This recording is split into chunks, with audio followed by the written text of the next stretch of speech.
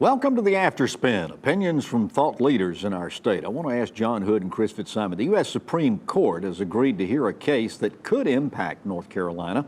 Plaintiffs have charged the state GOP in Wisconsin of drawing legislative districts so favorable to Republicans that they violated the U.S. Constitution.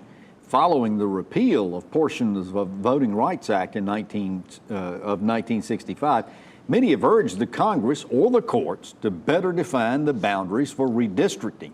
Do you expect the Supreme Court to do so? And what do you expect the verdict is going to be, Chris?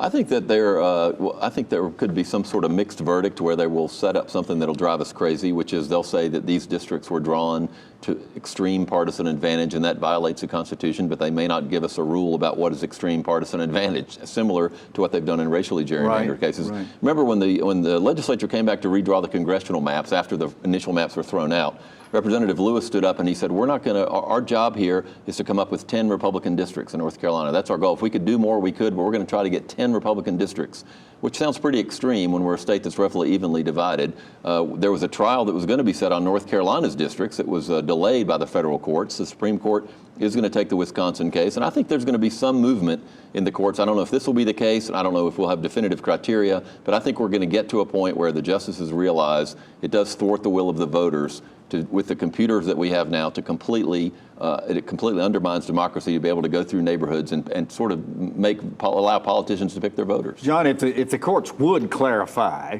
what is legitimate so far as gerrymandering or redistricting, more likely, it sure would make it a whole lot easier for all the states, would it not? It certainly would, but based upon their past behavior, including recently, they're not going to.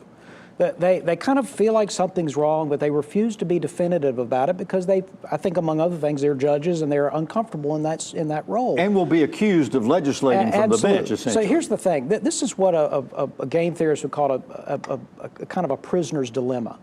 If you were to convince North Carolinians in the legislature, it would be the right thing to do on the congressional maps, for example, to not gerrymander so much, so that you ended up with maps that had maybe 2 fewer Republicans or 3 potentially fewer Republicans than the ones we have now. The problem is, even if they were absolutely convinced that was the right thing to do, that would have the effect of reducing Republicans in Congress, and Democratic states like Maryland would still be gerrymandering. I actually think the most likely solution, multi-state solution, is not judicially imposed, but maybe like North Carolina and Maryland get together and both do it at the same time. So you reduce the number of Democrats in Maryland and the number of Republicans in North Carolina at the same time. I think that's more likely to work. Wow. But still not very likely. And you still believe in the Easter Bunny? That's better than letting the Supreme Court figure it out. Well, thank you for watching the After Spin. We'll have more video all during the week on ncspin.com.